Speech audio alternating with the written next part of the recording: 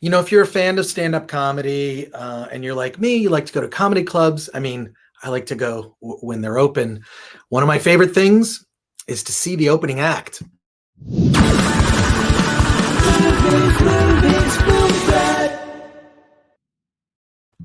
Welcome to the Film Threat Podcast. I am Chris Gore, and I am pleased to talk to the director of the opening act today, Steve Byrne. Welcome to the Film Threat Podcast. Good to see you. Good to see you, Chris. Thanks so much for having me. I appreciate it, bud.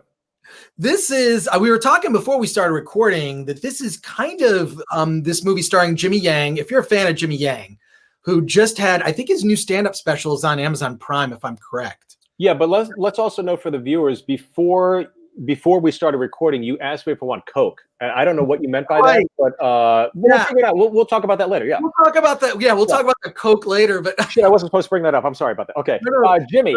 Jimmy's the best. It happened at a comedy club, actually, but that's right. Yeah, Jimmy Yang, who stars in your film, it's kind. I mean, this movie is, in a way, it's like the hero's journey for comedians. This is, at least from what I know, I've had very little experience in stand-up comedy.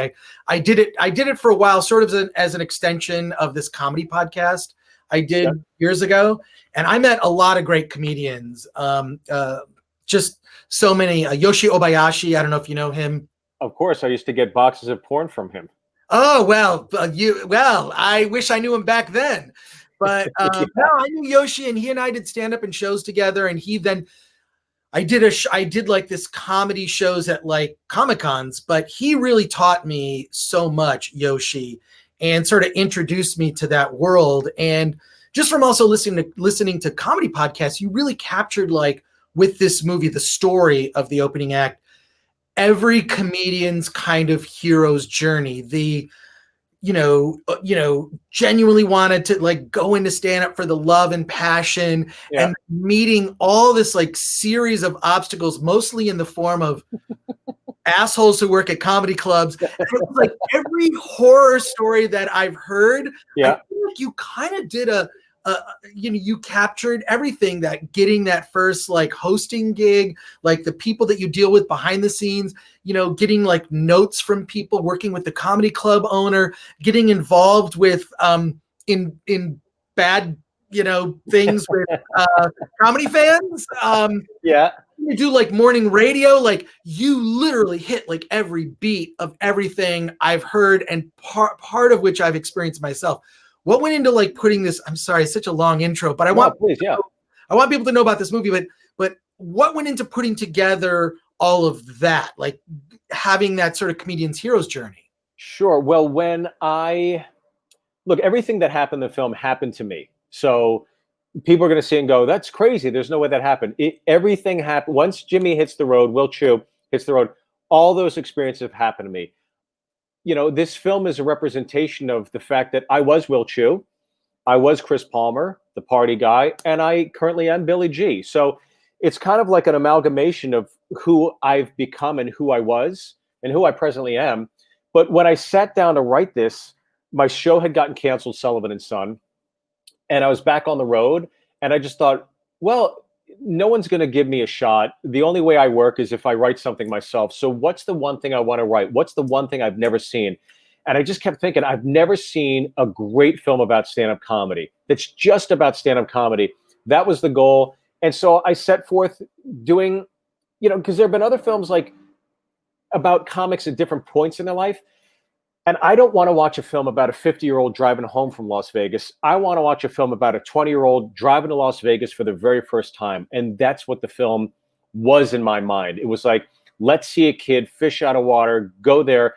And along with the audience, he'll experience what the light is, the condo, getting intros right, morning radio, going out after midnight, nothing good happening after midnight, and the ramifications of going out after midnight.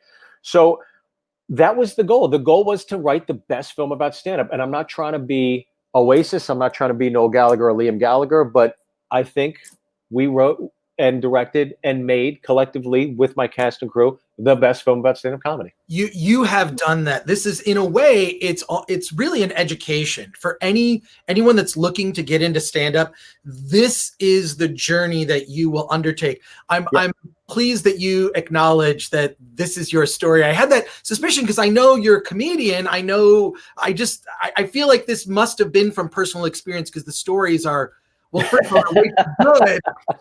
Even like getting like Will Chu's name wrong on the marquee. I mean, little like details like that. Those, like, it's just a constant series of humiliations. Yeah, well, the marquee, I was like, I'm a huge fan of the comic book Chew, so I thought, why not like have them fuck his name up on the marquee? So that was kind of improv on the moment.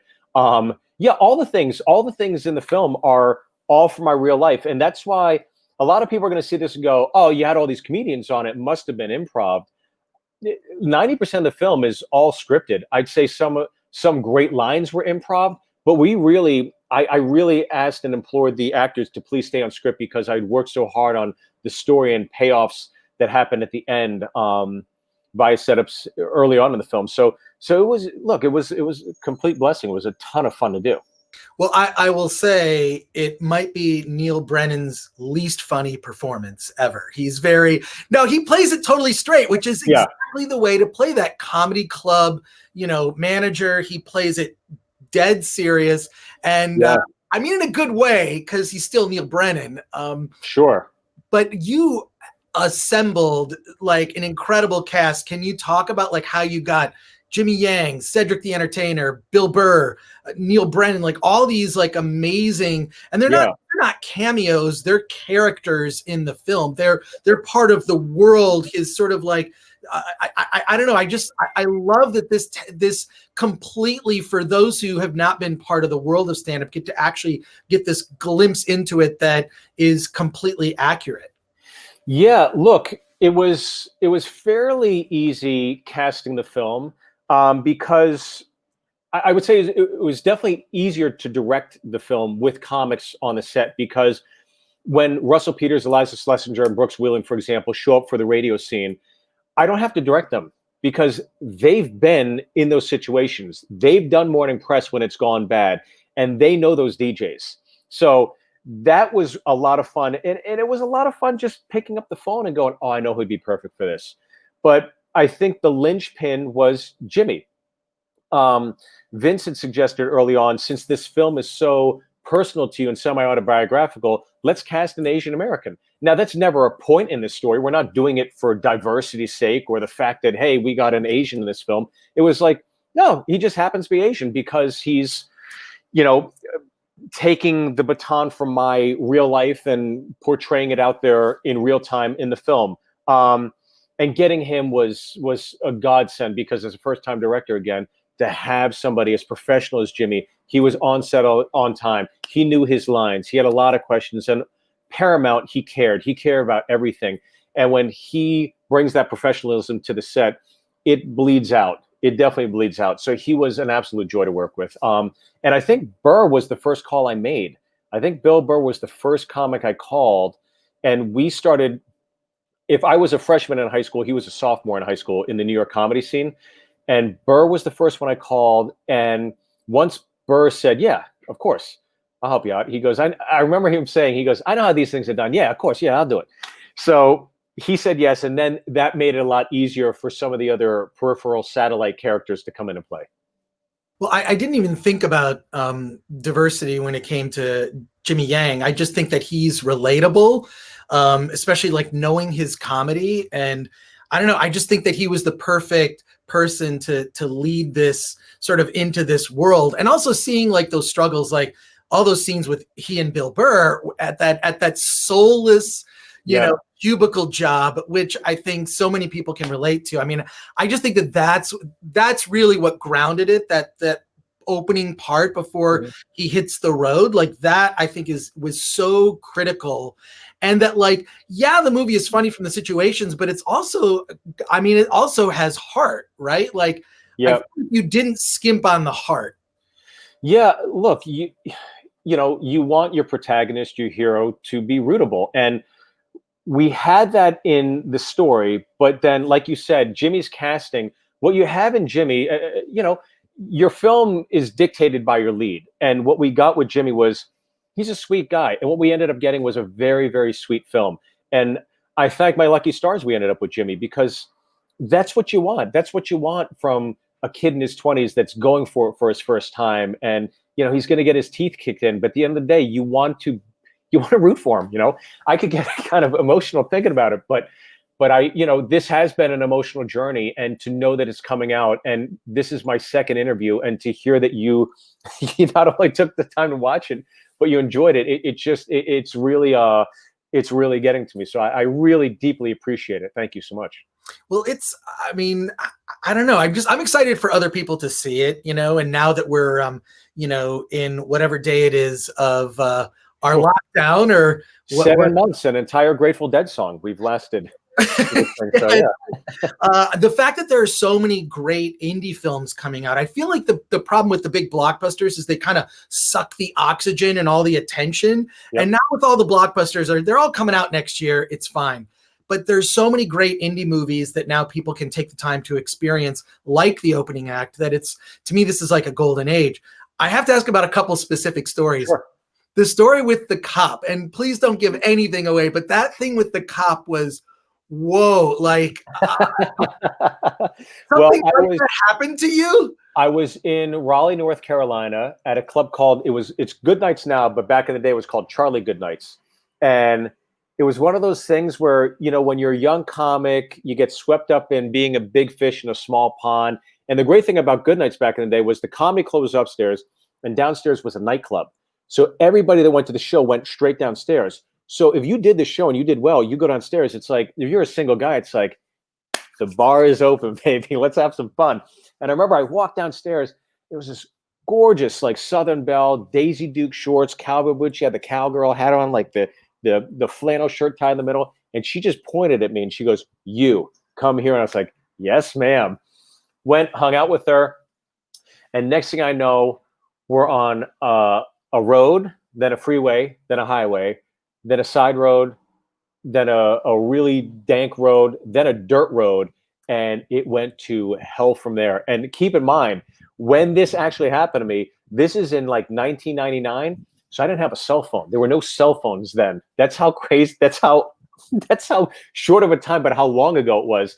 I was stuck under a trailer for 4 hours while I listened to a Marine, in real life it was a Marine, and his girl banging in a trailer above me, and I had to wait it out, and I couldn't move because there were branches all over the woods, so I couldn't run. The guy would have heard snapping, and when I walked into the trailer, there were all these guns. So I was like, I'm not getting shot. I got to wait till they pass out, and I did, and I had to walk 2 hours to the nearest gas station to get a cab to go home. It was it was fucking horrible. So the film was pretty cathartic to get to do that. And the one thing I've heard from comics repeatedly, from Neal Brennan to Tom Segura to Bill Burr to all the male comics in this, they send me text messages after they see the screener. They go, "Loved it, very authentic, and now you've retriggered all these horrible memories that I thought I was past, and you brought them back to I got to go see my therapist now." So, well, oh my God, I mean, that scene is the way you play it. It's a little different, but boy, just like, oh my God, there must be a thing with like, and I know from talking to friends who are professional comedians, there are a lot of women that are attracted. I feel like if they're going to cheat, they'll cheat with someone who's going to be gone the next day. Yeah, exactly. So, I mean, maybe that's a safe choice for a certain type of woman. I mean, maybe, or in your case, not a safe choice, but it's luckily you survived. I mean, just like, and that also, that pays off so well in the film too. There were many stories that I had written originally in the first draft that I thought, I'm going to go for broke and just throw everything out. It's going to be a yard sale, but there will be a narrative in it. And along the way, we had to, lose certain stories that weren't on story, as they say. So that's a shame, but maybe who knows? Maybe one day we'll get to do a sequel, and I'll get to put those in, because every comic has them. Every comic has these nightmare stories.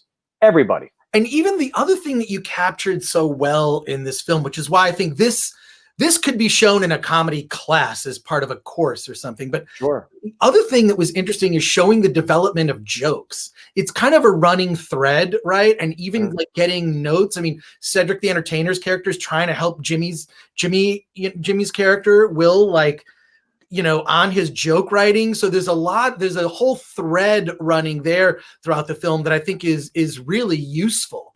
I don't know if you intended it to be useful, but I feel like, at least from what little I learned in that space, I feel like you really just hit that mark, you know, like how much goes into, because I'll have Yoshi and I have been friends for years. Like, just, we did a lot of podcasts, and then we did like comic conventions and shows together. He'll call me to bounce jokes off me. What do you think of this? Oh, that's great. I don't know if you know, I mean, obviously, you know, Yoshi's humor is really can get dark. I mean, he's sort of the comedian that other comedians kind of admire, because it's like, oh, you're willing to go there. But I love that thread in the film. Can you talk about that a little? Because that would be something that I guess, if this was developed at a major studio, would be thing like, you don't need that. That's too inside baseball. But the inside baseball stuff is what made this movie so great. That's what the film is. The film is all about inside baseball. It's the pursuit of a goal, right? It's coming of age. And then once Will takes that leap and he's talking to somebody that's established, that's a true veteran, it comes down to finding your voice, right? You got to find your voice as a comic. You got to find your voice as a musician, as an artist, anything you do. And Will starts trying to apply those lessons very rapidly. And he learns pretty quickly over the course of 4 days that, look, it's going to take time. You're not going to do this overnight. And I remember when I started, Mark Maron said it was my second year in. I was at the Comedy Cellar. We were talking at the comics table. He said, it's going to take you 10 years to discover your voice. I was like, fuck this guy. He has no idea what he's talking about. Lo and behold, it took me 12 years to discover my voice. So that's really what it takes. Comedy is a marathon. And I wanted to make sure I implemented that lesson in the diner scenes, because it's paramount. And one of the best lines I've ever heard, about being a comic, is from Billy Gardell, who was on Mike and Molly, Bob Loves Abishola. And that's why I named the character that Cedric plays, Billy G, after Gardell. And there's a line that Cedric states in the film. You know, I used to think I had to make them laugh so that I feel good, but I know now that I make them laugh so that they feel good. That's why it's the best job in the world. And I remember Gardell saying that to me. And even now, again, I can get emotional thinking about it, because he's been such a mentor and a grounded presence in my life. And I wanted to make sure I nicked that line and put it in the film. And I told him I'm going to take it. He said, of course. So that's one of the best lines, I think, that is applicable to stand-up comedy in terms of showing the growth of where you think you will be and where you actually will end up. Well, that's such a great story. I'm glad that line made it in.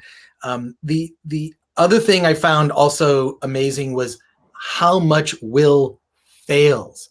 Yep. He fails hard, not just bombing, but just failing in so many areas. It really is like, I mean, it's like that first Indiana Jones film where it's like, I mean, really beat up at the end. I mean this in a good way, because that's right, yeah. That's what gets you on Will's side, is just you want to see him. It's that, I mean, like the hero's journey, I feel like you hit all those beats, right? Like we've heard that since Star Wars kind of like laid out the hero's journey. And this film, it's also the hero's journey. So, yeah, it really is.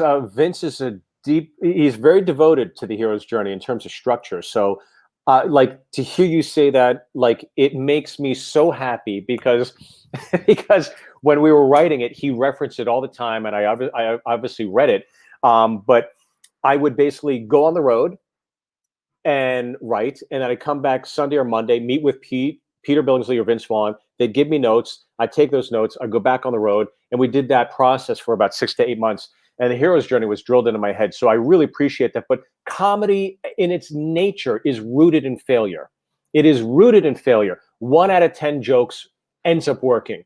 9 out of 10 jokes don't. So failure is an absolute part of the process, and you've got to just embrace it and accept it. And some more than others, I have a surplus of failure and no's throughout the course of my career. So, you know, seeing Will's one yes as we're gearing towards hopefully a happy ending, I think is even that much more satisfying, like you said, because of that. You know, I just saw a great film recently called Eddie the Eagle that my kids love and I love, and boy, they do such a great job at watching failure and seeing what it takes to attain the slightest semblance of success. You got to go through so much. So thank you for acknowledging that.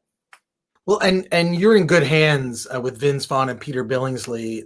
You would think, right? Yeah. Those guys, and just, you know, I mean, at least most people probably know them just from their, you know, on-camera work, right? But sure.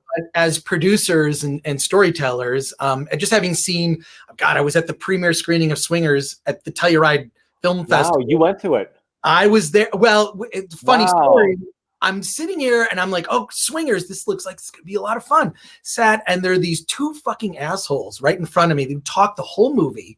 I'm like, I'm trying to enjoy this movie, Swingers. The lights come on, and of course the two assholes get up, and it's Vince and Jon Favreau. I was just gonna say, was it Favreau? That's so funny. Yeah. And they get up, and then they did the Q&A, and I was like, oh, you know, I tried to shush them a couple times, which, I mean, I was going to say that. That's so funny. Don't be disrespectful toward the filmmakers, but they're the filmmakers. That's and then so funny, man. Peter Billingsley also, not a lot of people know. I mean, he's, you know, worked with Vince and John for years, and I worked with him at on a show called The X Show years ago. Of course, with Ari Sandel. Yes, with Ari. Yes, yeah. I was. That was my first serious on-camera regular TV gig. Was on The X Show. Yeah. So yeah, no, that was fun. I got to meet a lot of cool people there. It was awesome. But Peter, a really smart guy when it comes to film. I mean, everybody, I mean, he did, you know, Christmas Story. People know him from that, but he just so like understands story. There was, you know, it's funny you mentioned that because Peter is, look, you write the script, you have your table reads, you think you're ready to go, and then we're going to set, and the diner scene, I think it was the second diner scene we shot between Cedric and Jimmy, where Cedric is essentially telling Jimmy, when are you a stand-up? When are you stand-up? It's when you discover your voice, right? And there was another part of it. There was another scene the scene was actually written where the emphasis was on embracing failure. I'll tell you when you're a comic, when you do this, when you can hold your hand out and it doesn't shake because you're not nervous. And you can embrace failure because part of being a stand-up is telling those jokes and taking the chance and just knowing this is part of the job. So get used to it. And then he goes into discovering his voice. And Peter said, what are we really saying here? Now, this is literally an hour before we're about to film this scene. And he pulls me aside and we're talking about the story. He's like, is the story about embracing failure or is it about discovering your voice? We got to choose because you have both of them in the scene. And I don't think in the edit, that's what's going to end up happening. You got to choose one. And he's like, I think it's about discovering your voice because that's what this film is about. And I was like, oh my God, you're right. So we truncated it, reformatted the vision, and made it very distinct as opposed to dealer's choice. And I gave Cedric the scene, I think 20 minutes before he was to film. He was like, he read it. He's like, you're right. And that wouldn't have happened if it wasn't for Peter Billingsley. And in my opinion, he really saved the film because that's what the whole film is driving towards is that moment where he disseminates the knowledge to Jimmy and then Jimmy takes it and tries to execute it on stage. Does he? You'll have to watch and find out. Well, the journey is so well worth it. I mean, it's such a strong, that theme runs so strong throughout that I think it's just, you made the journey of stand-up comedy you made it very relatable. And I think that's the success of the film. Well, thank you. I mean, that is a testament to our editor, Sandra Ganowski, because what I realized in the edit is that you can take the tone of the film in very different ways, right? So we could have taken a lot of improv from Bill Burr, for example, in the office scenes, but the advice from her and Vince, and as I slowly started to see the film unfold, it was like, let's keep this grounded. Let's keep this more realistic and let's not make it, a little more broad. Let's really hone it in and let's really make this the love letter to stand-up comedy that it deserves. And I think you only get that in portraying the realism in it. Now, granted, crazy shit happens and it is funny, but at the end of the day, it is still very grounded. And that's why it's one of my favorite indie movies this year. I'm telling you. Whoa, you nailed it. Thank you. So happy. Hey, Steve. That like you, Chris, I'm telling you, you made my day. Like, you know, when you do these things, as you may or may not know, I'm sure you've worked on things. You show it to your friends and family, and then they're of course going to be biased, and you put it out there in the world, and you just say, well, I hope they like it. And to hear you say that, like it you know, it really made my day. So thank you, man. Thank you. I really appreciate that. Dude, it's also the kind of movie I think we need now. You know what I mean? Like there's a lot of depressing news lately. I don't need to recount it here because who knows when you're watching this, but there's a lot of crazy news if you're watching this post 2020. It was a crazy year. But we need to blow off steam for sure. Yeah. And we need comedies. You know, I think that the studios are scared to do comedies. They're scared to offend people because comedy does go there. And I think that's why you're seeing stand-up comedy become more relevant and popular than ever, because they're saying the things that the studios don't want to say. And so you're getting that release via comedy clubs. Now, granted, we can't go to comedy clubs, so you have the next best thing right now. Yeah, exactly. Yeah, and it's just what we need. This and the Bill and Ted 3 are like the inspirational movies I've seen this year that I've just been recommending over and over. So wow, well, thank you. I'm really blown away by that. So thank you, Chris. I really appreciate that. I also want people to see it, whether you're, you got to see this movie, the opening act. If you're watching this on YouTube, cool. If you're listening to this on the film, on wherever, Spotify, seek out this movie. It'll make your night. Steve Byrne, thank you so much for being on the Film Threat podcast. Congratulations again. Hey, man, it was a pleasure. And anybody that worked on the X show is good in my eyes after knowing and meeting so many of those people. So thank you, bud. Well, and Burt Kreischer is someone I met on the X show. You probably know Burt. I'm going to be doing his podcast in just a little bit. And over the last, I'd say, year and a half, he's been giving me nothing but shit for not being in the film because he's one of the first guys I met in stand-up. And I always tell Bert, I was like, you would have been in the film if you would have called me back. He never called me back. And then I texted him. I go, hey, can I get Segura's number? He texted him, and Segura said, hell yeah. So that's how it happened. Pick up your phone, Bert. Bert, the machine. I'm doing his podcast right after this. So yeah, great. Well, tell him Chris Gore says hello. I will definitely say that. Awesome. I'll say it to you too. I also want to thank our sponsor, Storyblocks. Go to storyblocks.com/film threat. All sorts of tools for independent filmmakers. I've actually heard of Storyblocks, by the way. I'm not trying to help the plug, but a friend of mine who's very indie recently mentioned it, and he was going down the rabbit hole with it and was very happy with it. So not saying it to plug it. I'm just telling you the truth. I'll take the assist. It's I discovered it, and then I approached them and said, hey, we could use a sponsor for our podcast, which they gratefully are doing. Storyblocks.com/film threat. Steve Byrne, thank you so much for doing the show. This was awesome. Yeah, it's just congrats again. People go see the opening act.